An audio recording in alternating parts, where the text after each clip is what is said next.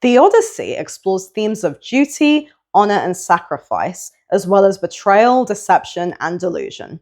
In today's video, we're going to be exploring these themes as depicted in Christopher Nolan's film. My name is Zarina Matcha, and you're watching The Rational Female.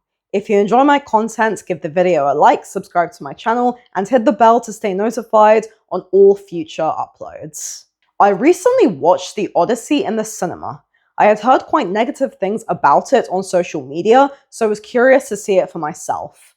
I was surprised by how much I enjoyed it. It was a very good movie, extremely emotional in parts, and something I would definitely recommend to others. Christopher Nolan's script was inspired by a translation written by Emily Wilson, who is a feminist. However, I definitely wouldn't call this movie woke or feminist at all. It was a historical action fantasy movie. The characters were well fleshed out, and the storyline was fascinating. I will say that I haven't read Homer's original poem, so I went into this film only with a very vague understanding of the story. Quick note, there will be spoilers. The overarching story in this movie is the tale of Odysseus, a Greek soldier on his way home from the Trojan War. It takes him 20 years to get back to his wife, Penelope, and his son, Telemachus. He spends 10 years fighting the war and 10 years journeying back. I think Anne Hathaway and Tom Holland did a fantastic job as the wife and son of Odysseus. For me, they were the two best characters in the film. Penelope represents virtue, honor, and duty. Before he leaves, Odysseus tells her to remarry if he is not back by the time their son comes of age. But Penelope wants to remain faithful and loyal to her husband. There is something admirable about her loyalty, not just as a wife, but as a queen. She is the de facto ruler of Ithaca in her husband's place, but she doesn't possess the same level of political authority, hence why the suitors are competing to become king. By contrast, Odysseus represents pain, struggle, and survival. His journey is brutal and unforgiving. He loses soldier after soldier and has to constantly make difficult decisions. I interpreted a lot of this as the gods manipulating him, which I'll touch on a bit later in this video. What we have is a good depiction of the roles of men and women and how they are expected to behave. Both Odysseus and Penelope must sacrifice something. Mainly, their love for one another is tested during this brutal period, as well as their love for their son. I also thought that Robert Pattinson did a great job as Antinous, who wants to rule Ithaca for himself and was well portrayed as the antagonist. He seeks to make Penelope his wife. She repeatedly refuses and doesn't trust any of the suitors. Under Zeus's law, she must offer them hospitality, which she clearly resents. Zeus's law is actually Christopher Nolan's invention based on the ancient concept of xenia. The point of Zeus's law in this movie is to treat people how you want to be treated in case that person is a god in disguise. I noticed an overt example of female power in the climax of the movie when Penelope says she will marry any man who can string Odysseus's bow. This theme of men having to prove themselves worthy of a woman through strength or fighting to the death comes out clearly in this movie. While Penelope does endure obvious hardship, she is not totally powerless like some may claim. She holds quiet moral authority, not docile subservience. The film also blatantly shows male sacrifice through death and disposability. Most of the men in this story die. That was the reality for many men's lives throughout history. Odysseus constantly leaves men behind, much to the dismay of his other soldiers. His argument is that it's better to save who they can, rather than have them all die. This haunts him throughout the movie, particularly in the scene where he sees all of the unburied corpses come to life and chase him and his men. The other key female characters in this film are Circe, Helen, Calypso, and Athena. Their behavior was often, by my interpretation, manipulative and deadly. Gods and goddesses in mythology were known for being brutal, harsh, and egotistical. They could manipulate and deceive humans and claim superiority due to being of overt higher status than the mortals. Circe is a goddess and a sorceress. I remember initially being slightly confused when she said who she was in the movie, because I was aware that Circe is supposed to be an evil woman, and she just lies there all helpless when the soldier jumps on her. She's like, "Oh, I'm Circe." She feeds the guests, and then it's revealed that she is cursing them and turning them into pigs.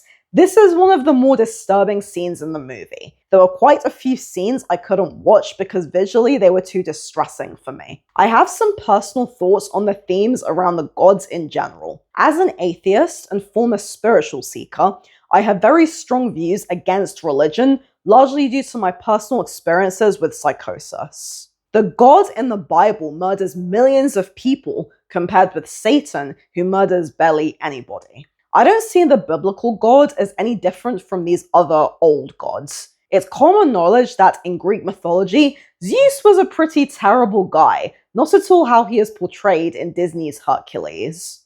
I interpreted the gods and goddesses in the film as manipulating Odysseus and driving him mad. There is a subtle commentary here on the dangers of faith, obsession, and delusion. I found Calypso to be a good example of this. She's the nymph who brings Odysseus back to life, then keeps feeding him lotus flowers to prevent him from remembering his family, keeping him with her for 7 years. The omnipotent, monotheistic God of the Abrahamic religions is associated with benevolence, virtue, and compassion.